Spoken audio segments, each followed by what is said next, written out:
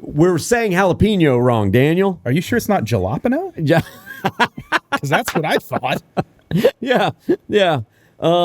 We've got this. Jalapeno. We got this. This is like jalapeno. Well, this says jalapeno. Jalapeno in your mouth, man. There's pain. Jalapeno.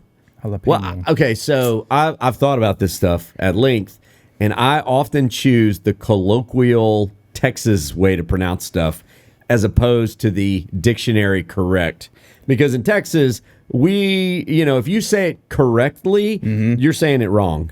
That is so true with a lot of things. A lot of things. I mean, we were talking about the culture in the area too. There's a lot of Hispanic culture, a lot of Hispanic history. I would want to know from listeners, viewers, do you appreciate it when we try to say things the way that the language is supposed to say it, or do we come across as kind of arrogant? Like, yeah, right. Because exactly. are we just a couple of white guys trying to sound like we're speaking Spanish? Yeah. Like, I don't want to sound rude, but I also just want to say the word. I got to say jalapeno somehow. If you got to say jalapeno. Jalapeno. Well, I always feel I feel like a poser when I go jalapeno. Jalapeno. Oh, that's kind of Italian. Yeah. What's that? I don't know what I was doing there.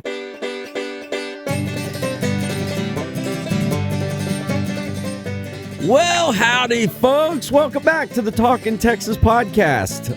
I'm Chet, the Daytripper. Joining me over here is Daniel Mecey, my co-host. And it is May. So, where the heck did spring go? We don't know. Is May still spring? Oh, yeah. Yeah, I think so. Yeah, because that would mean June. If you got 4 seasons, 12 months, June, July, August would be summer. So we're still in spring. Yes. All right. We're on our way out. I concur, says Daniel.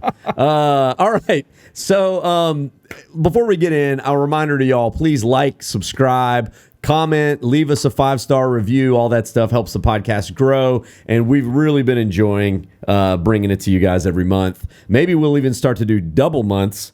2 a month? I don't know what double months means. 2 a month if y'all will comment, like, and subscribe even more. So find our YouTube page. You got to give us content. Subscribe on there. We need content. And then you got to send your questions in. But shameless plug. And here's the next shameless plug, our sponsor spot. So Dell Precision Workstations is sponsor. I've got my Dell right here in front of me. This is a brand new mobile workstation. We don't say laptops anymore because laptops means like you're just going to do this little dinky stuff on your lap. Yeah. These are full-blown workstations. We've been using Dell for how long now? Gosh, 8 years? I mean, 8 years? Since the beginning. Like Almost. Well, we started at the very beginning on Apples and then quickly realized that we were living in this myth that you had to have an Apple if you wanted to be creative. We swapped over to Dell, and it has been fantastic. This new workstation, it's a precision workstation, 7770. It's hard to keep up with the numbers, but this one is 16-core i9, 128 gigs of internal RAM, terabytes of storage. This thing is an absolute beast. It's like from when we started computing back in the ice ages, you and I, like, there's probably 10 of those computers in a workstation. At least. I would be willing to bet it's so much more than that. Even I would more hate than to 10? know. Yeah, probably right. It just jumps every year so much more. So it's insane power inside of a mobile unit here. And anyway, thank you to Dell. If you're doing creative work, you all need to go out, spec out some Dells. You can do that online because I guarantee you can pack more punch in one of these than for the dollar than you can in any competing model. These things are awesome. All right, moving on. Here we go. You know that saying, never meet your heroes? Oh, this is a terrible way to start. What hero did you meet that you regret? Hey, no. I'm saying that's not true for me. Okay, that's not true for me. I thought this was going somewhere else. No. I think of that when I meet someone who I've looked up to for a long time. Like the bar is set high. Are they going to be a jerk? Or whatever. And also, and not to say I'm anyone's hero, but I'm keenly aware of that when I meet people. Yeah. Because they may have waited years to meet me on the street. And I want that to be a good experience because I'd hate for them the rest of their life to be like, I met that day tripper. That dude is a jerk. Bob Phillips is so much nicer than him. I'm trying to out nice Bob Phillips. Well, that's my whole. That's going to be goal in hard to life. do. I'm just saying. That's He's so kind. But anyway, I met. I to call him a hero maybe is a stretch, but definitely someone I've looked up to. I met Matthew McConaughey. Yeah, you did. That's right, baby. I did. And he lived up to every expectation I had. Every one of them. Wait, okay. Well, I mean, like, what kind of expectations did you have? well, that he's going to look kind of like he's scraggly and maybe a bit homeless. You know, Was he? Oh, but yeah, but he's the perfect mix of homeless handsome. He's carving himself a new genre of homeless handsome. I mean, he's got a beard, those blue eyes, the hair. I mean, we met each other. So to give you guys some backstory, you may have seen this on our Instagram. Follow at Chet Tripper if you didn't. I went to MC a conference. It's called the Texas Apartment Association Conference. These are awesome people. Anybody in the apartment industry is part of it. I've done this for 3 years now. It's one of the most fun things I do all year because I get to interact with everybody, then also interview the keynote speaker. Awesome. The keynote this year was the man himself, McConaughey. McConaughey. You know, like, so I'm preparing for it for a month, listening to his book, Green Lights, which, you know, I would say don't read that book. You got to listen to it. Unabridged. It's amazing. You got me to listen to it. Yeah, I did. Because I was listening in the car with you at one point. I was like, okay, I gotta listen to this whole thing. I was a little surprised. Like, it was good. It was great. He's got the most wild stories that insane. You're like, are these true? And you're like, yeah, who cares? I'm not going to think about it. Yes, of course they're true. It's like it's Matthew McConaughey. You know, if a Texan tells you anything, is it true or not? Of course it's true because Texans never lie. We don't lie. And so Matthew McConaughey, not a lie in his vocabulary. We don't lie, but we do tell tales. Tales. But there's a difference between like a tall tale and a lie, right? Yeah, it's like saying, I got a fish and it was this big. Yeah. Like, was it that big? I don't know. No, it felt like it. Yeah, yeah. When your grandpa tells you something and winks at you at the end, you're like, is that true? Just don't think about it too much, little kid.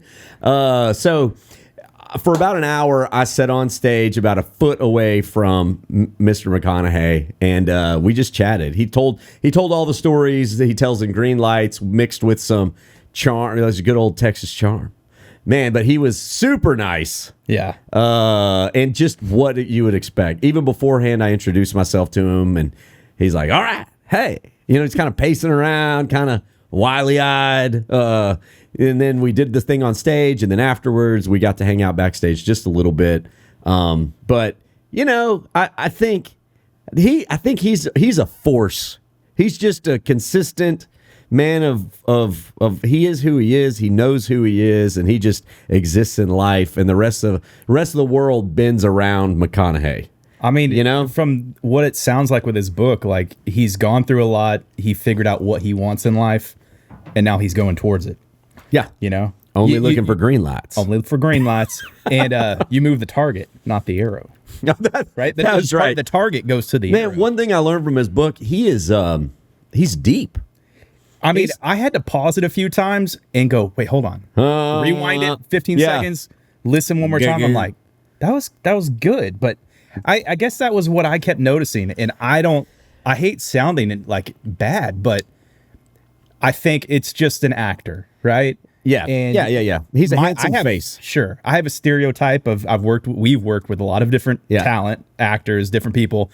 And some of them aren't the brightest. You know, but they're maybe they're pretty, beautiful, whatever, right? And you're just like, okay, they kind of fit in that. They know what they're model, doing, and they're using their gifts. He's a very talented man. Yeah, incredibly talented. He's very well spoken, and you can hear the intellect in the things he says. Now, did he write it all? I don't know, but the way he says it in the stories, like I have to assume this guy's deep, like you said. Yeah. He knows quite a bit. He's introspective, way more introspective than me, a philosopher, a poet. Anyway, I'm gushing on him because I just met him, you know, like he's a handsome man as well. I was saying, you know, like he'd be telling a story and I'd be sitting there on stage just staring at him going like, That is a handsome man. Oh my gosh. No, I'm just kidding. Did he ever snap? Hey, Chet, snap out of it. Oh, I'm sorry. I'm sorry. I was lost in your blue eyes. I did say something like I was telling him, I told the audience like, hey, everybody needs to pick up a copy of Green Lights, but do yourselves a favor, don't read it, listen to it, because this guy, it's like campfire time with McConaughey. And then he's like, yeah, and I was like, you're a pretty good actor. You're a pretty good voice actor. He goes, huh? It's like, and then everybody laughed. Like, you ought to look, like, in other words, like, you ought to look into that. That might work out for you. But he's done a bunch of voiceover work too. Like he did Sing too, the Sing movies and all that. So anyway, we'll stop gushing over Matthew McConaughey.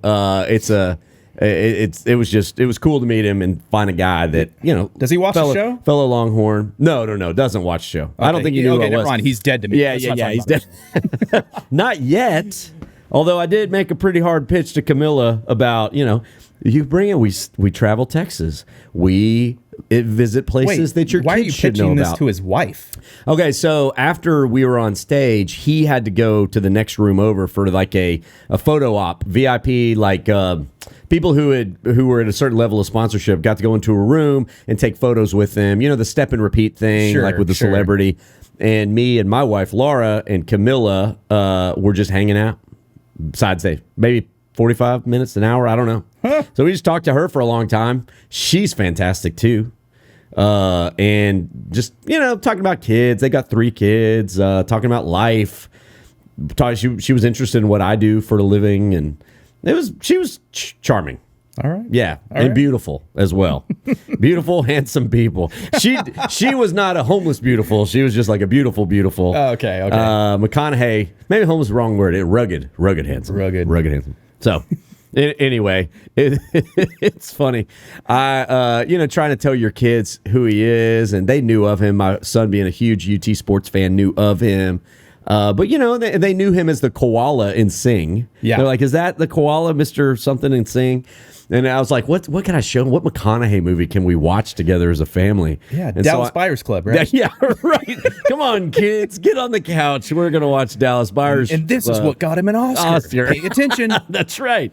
Oh man. So we watched Sahara. Have you ever seen Sahara? Yeah, I've seen it. It's man. all right. It's ridiculous. I wouldn't put that at the top of his. No, but it was like, what could we watch with him in it? And like, Matthew McConaughey gets shot at probably 300,000 times, and not a single bullet ever, even nicks his body. I'm like, okay. And so even my 7-year-old was like, this is ridiculous, Dad. I'm like, yeah, it's Hollywood. Just pass the popcorn. Just suspend reality. And not to ruin anything, but they're looking for a Civil War ship in the desert, and they happen to blow a bomb up, and it just happens to expose this Civil War ship that's in the Sahara Desert. So anyway, spoiler. Yeah, spoiler. I don't think anybody's going to care. No, not at that point. Not at that point. So anyway, April might have been the busiest April ever. That was my biggest highlight. What about you, man? Oh, I think a highlight for me is probably that we've been working on this documentary. Oh, gosh, yeah. Almost 2 years, right?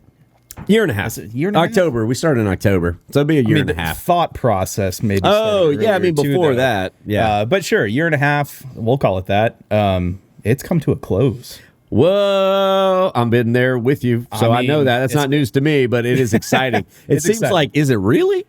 Is it? Yeah, every once in a while we'll look at it and go, "Oh man, can we tell everybody what it is? They may not be aware." Yeah, so basically, what we've been doing is making a documentary on Garrison Brothers Bourbon. Hey, look, you got a little right up there too. Hey, there you go. Garrison Brothers, for those of you who don't know it, it is the first legal bourbon distillery outside of Kentucky post-Prohibition. Yeah. There's a lot of words to say. That is a lot of words, but it's a big deal. It is a big deal because if you think about it, after Prohibition, it was just like, well, everything's in Kentucky. And everybody's like, oh, bourbon's from Kentucky. People still think that. We went and did interviews on the street with people, and they're like, oh, no, you can only make it in Kentucky. Absolutely. I mean, you can make bourbon anywhere in the country. U.S. It's got to be the U.S. Otherwise, it's just whiskey. It's the national spirit of America. Thank you, LBJ. Yeah, that's right. But, I mean, decades have gone by, and people have not, at that point, they had still not said, well, I'm going to make bourbon outside of Kentucky. Right. He started it in the 2000s. And nowadays, craft whiskey is so pervasive. There's a million brands, and Garrison was the first. They were the first. Right here in our backyard. Which is really crazy. And so that alone made it, to us, I think, a story worth telling. Because we love Texas. Yeah. We love bourbon. Yeah. And it was really cool to know that little bit of history started in our backyard. Right. You know, so it was fun to make, and we got to talk to a lot of great Kentucky people. a couple times. We did. Kentucky's always going to be the birthplace of bourbon. Yeah, for sure. We're not trying to take that from anybody. And I don't think Texas bourbon and Kentucky bourbon are the same by any means. No. There's a very different flavor. Texas ages whiskey way differently in a barrel. So it's a unique taste. I happen to love it. I also love some Kentucky bourbons. But, man, it's fun. Try different bourbons, different places. And the documentary, I think it's great. Shameless plug. Cowboy Bourbon. Cowboy Bourbon. We're premiering. We're filming this at the very end of April, and in a couple days we will have our world premiere. Yeah. And then after that, we've got some other film fests coming. Stay tuned for where you can see it. Absolutely. But that's been exciting, man. CowboyBourbonFilm.com. That's where you can look up more information about it. That's awesome.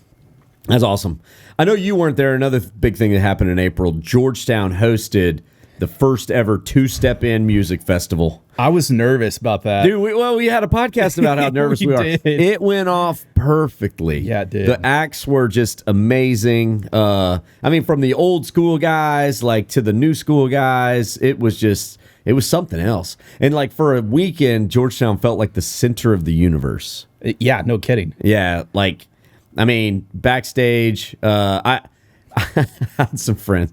I maybe shouldn't tell this on the podcast, but I had your normal Joe Blow wristband. And then I got friends who are well connected in Georgetown, and they're like, "You just got that wristband?" I'm like, "Yeah. Why don't you have the other one?" I'm like, "No one gave it to me. I don't know." He's like, "Just walk with confidence. Here, come on." So, I learned that in high school. If you're ever somewhere you shouldn't be, just walk with confidence, and no one will ask any questions. That works for Chet Garner. No, that works for anybody. Anybody, if you're confident enough to do it. And so we walk backstage. I mean, he had the badge, so they would see his and just assume everybody with him. Yeah, why not? Was there. And so we find ourselves side stage watching Midland. And I look over about 2 feet from me is Zach Bryan, just sitting there chilling, watching shows. I'm like, I am way past my security credentials, man. Way past. Oh, so anyway, Two-Step In was awesome. They're going to do it again. They were talking about making it a 3-day fest. I don't know if my body can handle that at this point. Well, we need more people involved to help us. Yeah. Because, I mean, people are assuming you're just talking about going, but we actually had a booth set up. Yeah, the Daytripper World Headquarters had a booth. And so it took everybody to really help that. And lots of volunteers. Teresa had all of her kids there. Yeah. All of the workers up front were really it was awesome. out there helping. It turned out great. So it was fun. It'll be fun. So April was crazy. We'll see what May has. It's going to be even crazier. We're back on the road filming Daytrippers. That's the biggest news right there. Stay tuned for a special announcement. We're going to reveal our locations in a very special podcast. Ooh. Yep. In this one? Not in this one. Oh, okay. Not in this one. That will be a very special episode. By the end of May, we'll drop those. Okay. I can't wait. Woo. Cannot wait. All right, guys. So while we've been busy, some things have been happening in Texas too. Let's do Meanwhile in Texas. While you've been listening to this podcast, lots of stuff's been going on in the Lone Star State. This is Meanwhile in Texas. All right, Daniel, you're first up, buddy. All right. So, Missouri City, Texas. Mo City. Richie was from Mo City. Was he really? Yeah. Mo City. I just thought Houston. I didn't know Mo City. Okay. So this is a pretty crazy story I heard about a couple weeks ago. Okay. And I was like, Chet, I'm putting it on the podcast. You got to check this out. Yeah. And I don't think you've read it yet, but basically this story is about a teenager that was with his family. They were at a rock climbing gym. Okay. Loves to rock climb. He gets to the top, rings the bell, and then they saw him go limp. And they're like, maybe he was just so exhausted. Like, they didn't know what happened. But then they started to carefully pull him down, and they're like, did he just have a heart attack? What happened? No. Turns out he went into cardiac arrest. What? They had all these people show up, EMS, everybody came. They were doing CPR on him for nearly 2 hours. What? They eventually pronounced him dead. This sounds like a terrible story. I promise it's not. Yeah. The EMS people, they said, hey, parents, he's gone. He's gone. Why don't When you have a cardiac arrest outside of a medical facility, the mortality rate's like through the roof. Oh, it's through the roof. You have and on top of hardly that, any chance of survival. 2 hours. You're talking about oxygen cut off to the brain. Like, so many things are going to go wrong if they haven't. And they told the parents, go over there and, hold his hand, say goodbye, stuff like that. They were talking to him, and all of a sudden they felt movement. Huh? They didn't have a clue what was going on. They said, y'all need to get back here. And they're like, look, I know, whatever. And then the EMS saw movement. They eventually came back over there, started doing stuff with him again, and realized he is alive. What? He was dead for 2 hours, and he came back. He came back. No way. It's just one of those things that is baffling people, because those stories happen every once in a while, but it's not often. And they're just unexplainable. Like, the human that's totally body, unexplainable. And then they even said, they're like, well, we hate to tell you this, but 2 hours without oxygen to his brain damage. Potentially. Yeah. He's back to normal. No way. This kid That's a miracle. No, I don't want to say 100% normal, but he's living life, man. Yeah. He is living life. That is a miracle in the highest degree. 2 hours, you're dead. 2 hours, he was gone, and then he came back. Crazy. So his name, I'll tell you, is Sammy Burko. Okay. And Missouri City, Texas. It's a miracle, man. And doctors were left devastated by this. Speaking of meanwhile in Texas, like what? The doctors have no explanation. No. This defies all science. It does. Maybe crazy. God had another plan for him. Well, clearly, this kid's going to, like, the rest of his life, he's going to be like, okay, God, what do I do now? Yeah, I mean, I would be walking around thinking that all the time. Just like, he could share his story the rest of his life. That might be it, that he shares this story. Man, that's crazy. Yeah. That's crazy. All right, mine isn't as cool as that one. Well, what do you got? I do have one. All right. So as of March, Texas is now, we have, as one of our own, a man who has shot the Guinness Book of World Records farthest backwards basketball shot. You're right. That's definitely not as cool. I wanted something kind of... That is interesting, though. No, I wanted something kind of crazy. So, anyway, backwards. What would you assume? Yeah, like shot over your head. Two-handed backwards basketball shot. Okay, I would think like full court. Yeah, okay. You're right. So the previous record was 84. He hit it at 85.5. How long is a basketball court? Gosh, must be 90 feet or so. He's standing pretty much under the other basket. So he did this in San Antonio at AT&T Stadium. He had the people from the Guinness Book of World Records there, and he shot 85 and a half feet backwards. He's been practicing for over a decade, perfecting his shot.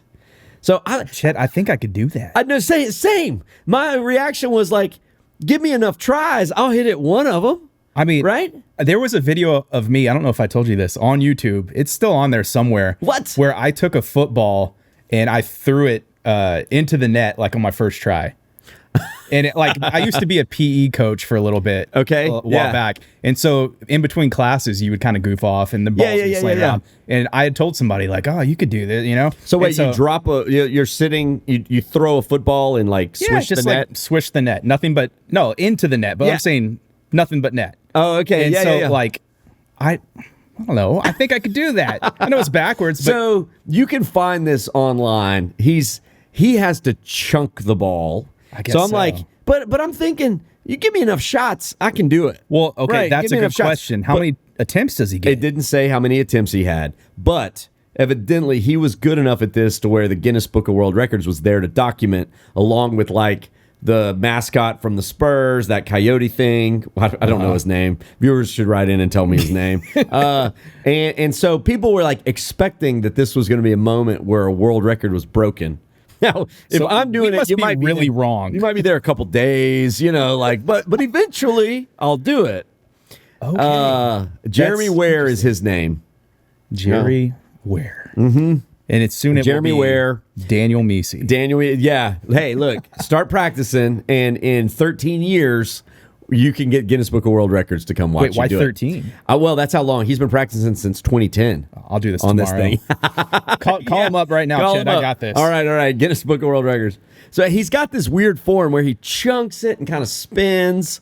I don't know. I don't know. It's something to see, but I'm kind of like, easy. Not really. All right. All right. Okay, let's keep moving. So next up, we have the Texas Music Minute. Now, guys, this is where we bring y'all a band, an artist, somebody from Texas that is killing it in the music world. I got a weird one for us today.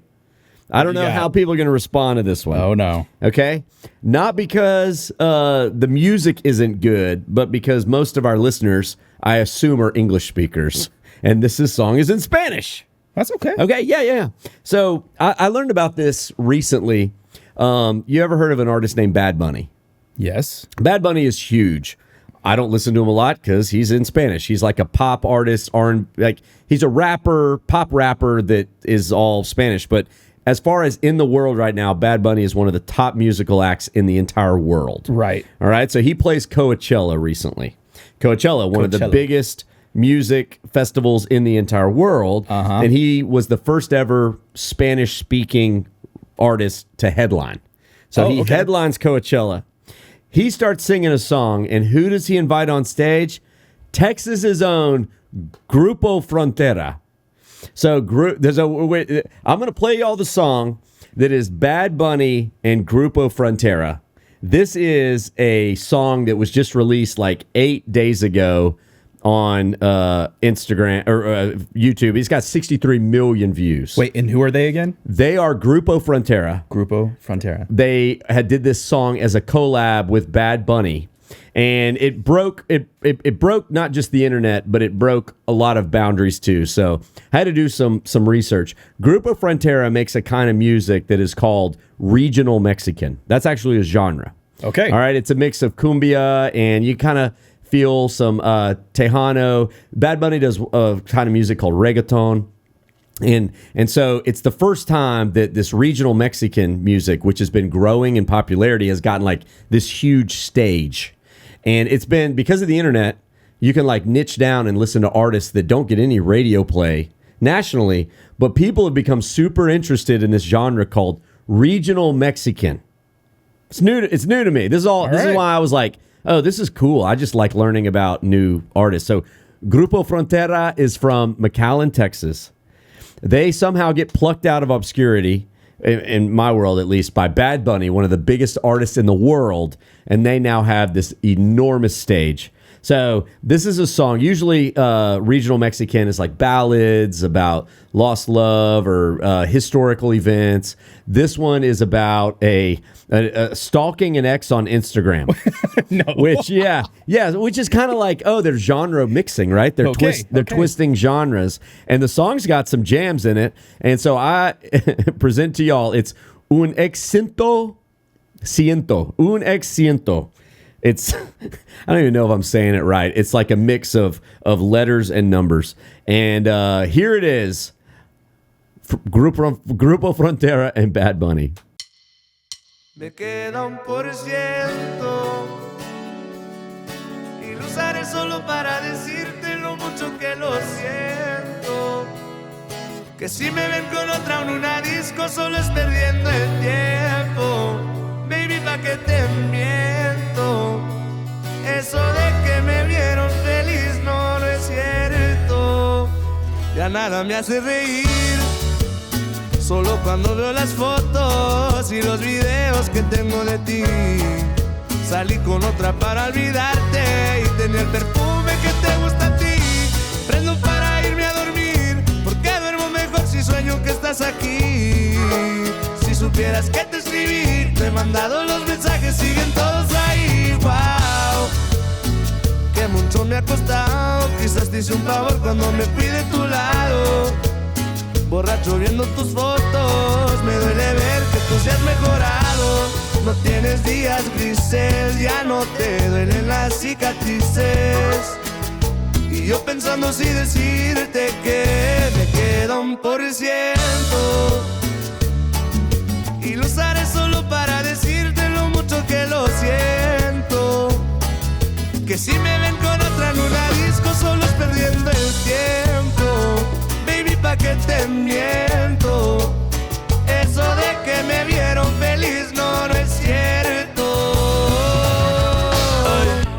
Hace tiempo no pensaba en ti, borracho de tu Insta me metí.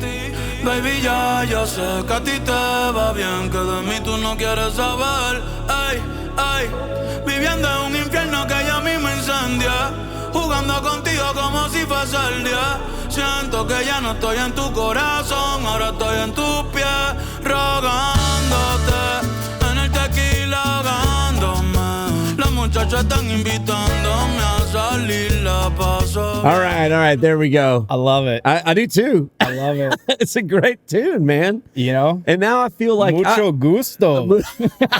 That's right. Dude, it's a jam. It really is. Yeah. No, it's funny because, like, I mean, I know that's not our heritage or our culture, but in a way, that's the culture that we partially grew up in living in Texas. Sure. And so there's a familiarity that's part of my childhood. It's part of everything that I've lived around, you know? So, like, am I Hispanic? No, not by any means. Do I know Spanish? Barely. Yeah. But do I like that music? And am I used to hearing this kind of music and that kind of culture that I grew up around? 100%. And I love it. Yeah. It's cool. I mean, can you imagine Grupo Frontera like getting plucked up and like just this worldwide That's stage? pretty crazy. It's pretty cool. I mean, unless maybe they like their brother-in-law is. Yeah. I mean, maybe they're bigger than we know. We just live in this world. You know, like I've often felt bad that like, you know, for people to break into the national scene, they needed to be singing English songs. You know, and you would get people like Shakira crossover, English songs, became worldwide. But now with the internet, like you can sing in Spanish and people are still going to jam to it if it's a good song. Oh, absolutely. Like this one is, right? Well, the internet, we were just talking, the internet streaming music now, it's opened up the ability for people to know stuff that other people have no, like, I didn't know who Zach Bryan was. I didn't know a lot about Tyler Childers, and they're headliners of a big concert, and people are probably thinking, how do you not know them?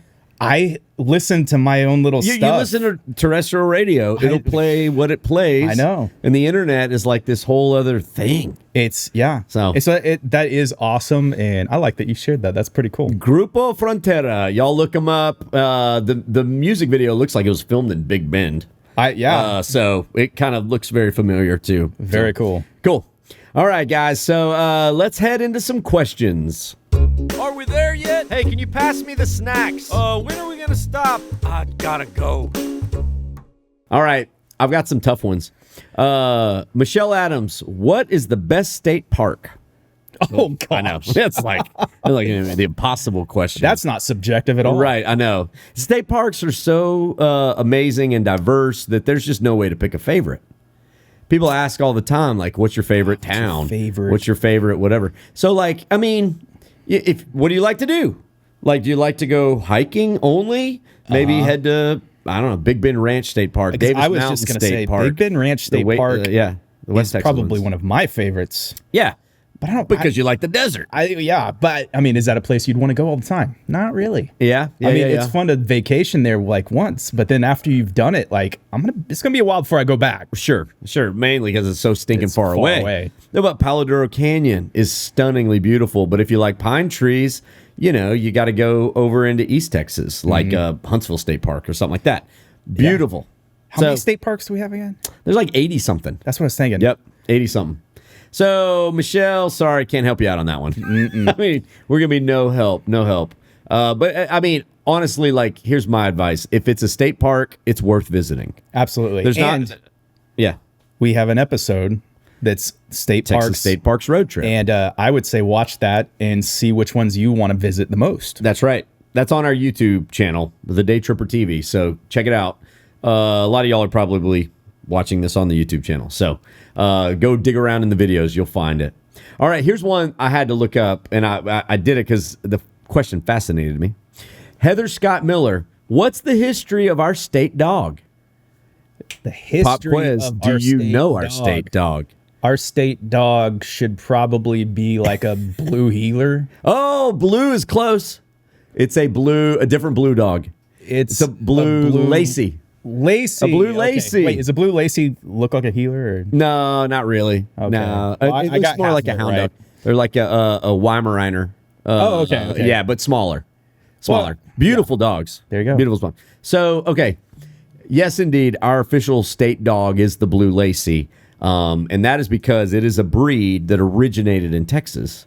So I've had to do some research onto exactly what that meant. So the Lacey dog was named after the Lacey brothers. They created this breed for working on their ranch, which was outside, it is in Burnett County, Texas. Okay. So outside of Bernie. The Lacey dog was allegedly a mix of greyhound, an unnamed scent hound, and either a coyote or a gray wolf. Or a chupacabra. with just a splash of chupacabra in there. Just, yeah. Wait, was this like a genetically modified dog? What is this? I mean, so these brothers come in and they start, I don't know, just like love shacking a bunch of dogs together, and they come up with this Blue Lacey, which they're beautiful dogs. So they got like a steel gray coat on them. Yeah, go look them up. Cool. But that's it. Sometime in the 2000s, it was adopted as our official breed. It might be the only that's not breed. That long ago. No, it's not. But the breed itself goes back to the 1800s. But I don't know. Are there any other breeds that got invented in Texas besides all these like designer breeds, like a Pugapoo or like all that junk that people are doing? Oh man. I'm not the person to ask. Okay. You know my history with dogs. Yeah, I'm like I do. The last person That's another podcast somewhere. All right. Okay. Third question. Shanna Spears. Is there a way to visit the alpacas in and near Shafter, Texas? And as a combination question, is it possible to climb the close Chenati Mountains? So the Chenati Mountains are a very small mountain range that is in West Texas, kind of west of Big Bend, south of Van Horn, Marfa, and all that kind of stuff. You can see them from Marfa, to my recollection, and they're cool. They're these mountains. I love. Texas mountain ranges are all kind of separate. Like the Rocky Mountains in Colorado, that is like there's no break. In Texas, we have all these little ones. So you've got like the Chisos Mountains of Big Bend. You got the Chenati Mountains. I'm forgetting a lot of the Davis Mountains. And they break up. And what I was told is the Native Americans called them like the little pieces, like the remnants of the bigger, because they knew that the big mountains are there, and like the creator of the universe had these little pieces left over. And he put them in Texas. That's cool. So the Chenati Mountains are one of them. I had to look this up. So where are alpacas out there? And I didn't know about the alpacas. So I think in the research, it was tough to find out, but there's a really nice resort out there called the Cibolo Creek Ranch. And if you've heard of it, it's probably that's where Scalia died, when Justice Scalia passed away in Texas. They, I think, have alpacas. The Cibolo Creek Ranch. But Cibolo Creek is also in Bernie. Yeah, it's somewhere around there. Yeah, Cibolo is like a word that gets thrown around a lot. I don't even know what it means. There you go. There you go. Podcast folks, write in. What does Cibolo mean? I got no idea. So there's alpacas there. So if you want to stay at a Uber luxury resort, you can pet an alpaca. And then Chenati Peak. This was cool. Chenati Peak is over 7,700 feet high. So it's a big peak. It's the tallest point in the Chenati mountain range. And you cannot climb it. It's on private property. But Texas Parks and Wildlife has acquired 39,000 acres that will be a future Chenati Mountains State Natural Area. Really? Not open to the public yet, but within our lifetime, it will be open. That's pretty cool. That's awesome. So state parks, are always just waiting to grab the best beautiful natural areas in our state. They just often have to be gifted it by someone who passes away or make an acquisition. It's kind of complicated how something can become a park, but I'm glad when it does. It's really that cool. means it will be shared with us and future generations. And preserved yes, forever. Absolutely. So that's awesome that we have this coming. I don't know when.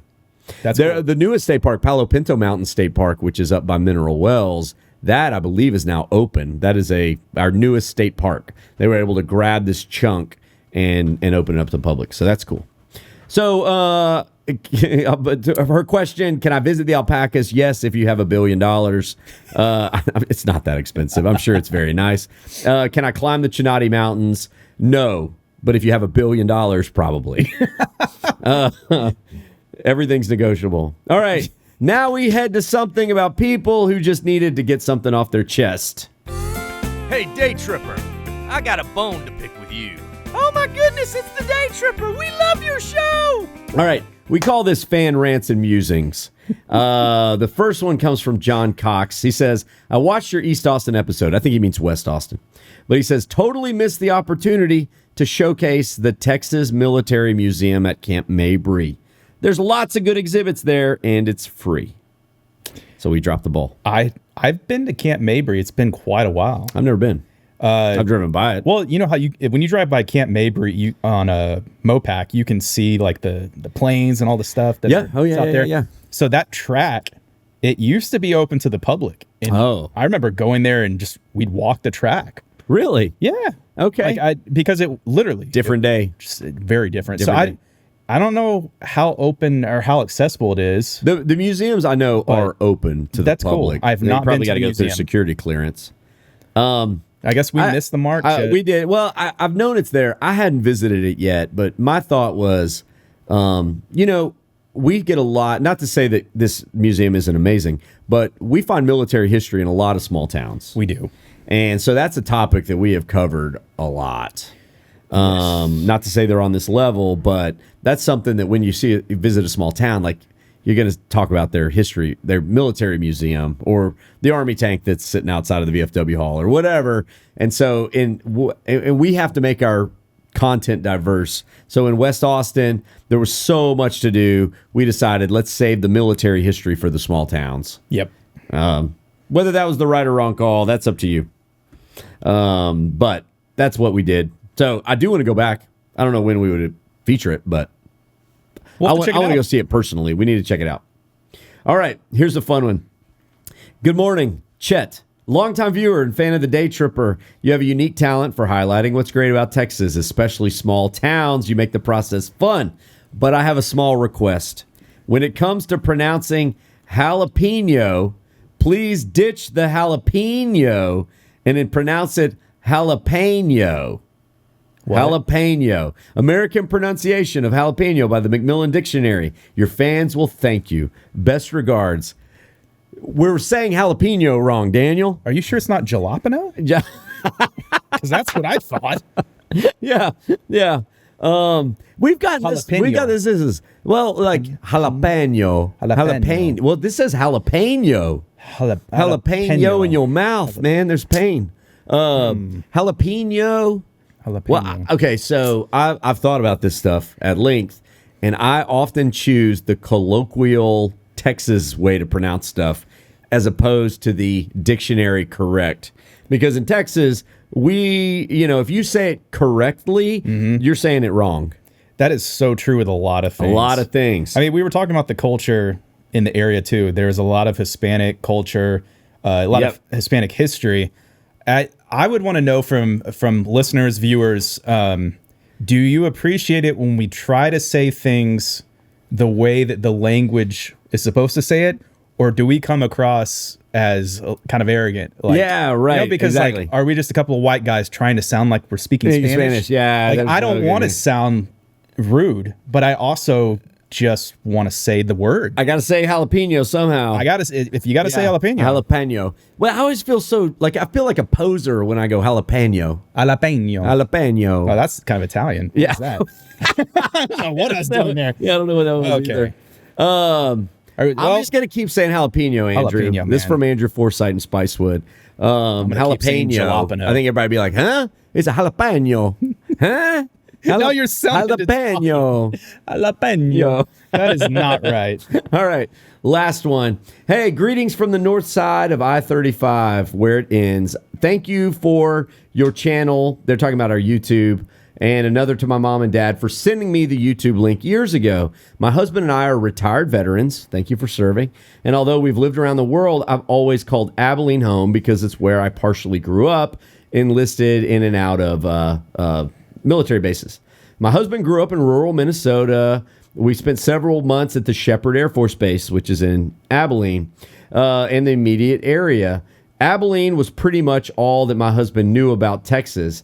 And we now have a property in Robertson County. We're going to move there. Needless to say, moving to Texas has been a very lukewarm idea for my husband. Until I shared the Daytripper with him. Hey. So wasn't excited about moving. Now he is. Thanks for your effort, research. You showcased this wonderful state, our historic sites. I thought I was excited about moving home, and now I think that my carpetbagging spouse is also looking forward to it more than I am. Much appreciated, Heather. She's calling her husband a carpetbagger. Ouch. Ouch. That's funny, though. You know, this reminds me of an email we got once that was like, I hated Texas. My husband had drugged me here. I didn't want to be here. I wanted to leave. We were going to split up. And then I found your show. Daytripper. And we saved their marriage. Saved it completely. We hear that all the time. All the time. No, this reminds me of that, though. I mean, you know, the truth is, like, there's always wonderful stuff in your immediate vicinity. You just have to go out and look for it. There's reasons. I mean, of course, I'm partial to Texas, but no matter where you are, there's stuff to celebrate in your backyard.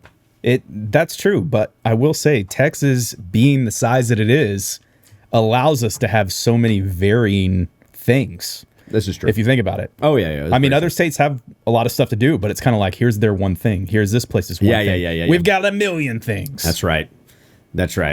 So there's tons everywhere. All right. Thanks for the questions, Heather. Hey, if you guys want to send in a question, send it to contact@thedaytripper.com, or you can leave us a comment on this Instagram, whatever. This isn't on Instagram. YouTube is what I was trying to say. YouTube, whatever, social media. We find stuff all the time. So thank you guys for writing in. We do love the feedback. Give us ideas of where we should go next. All right, y'all. That is it. Thank you again to our sponsor, Dell Precision Workstations. If you guys need a new computer, by all means, shop a Dell. They're amazing. Not the singer. Don't shop at Dell. Adele. Yeah. All right, Daniel. Say your goodbyes. Goodbye, y'all. And thank you. Oh, thank you to our producer, Alex Fort, over here on the mix table, and via con Dios, amigos. Oh, should we thank Matthew McConaughey, too? Yeah, definitely. McConaughey, thank you. You already know that I thank you so much.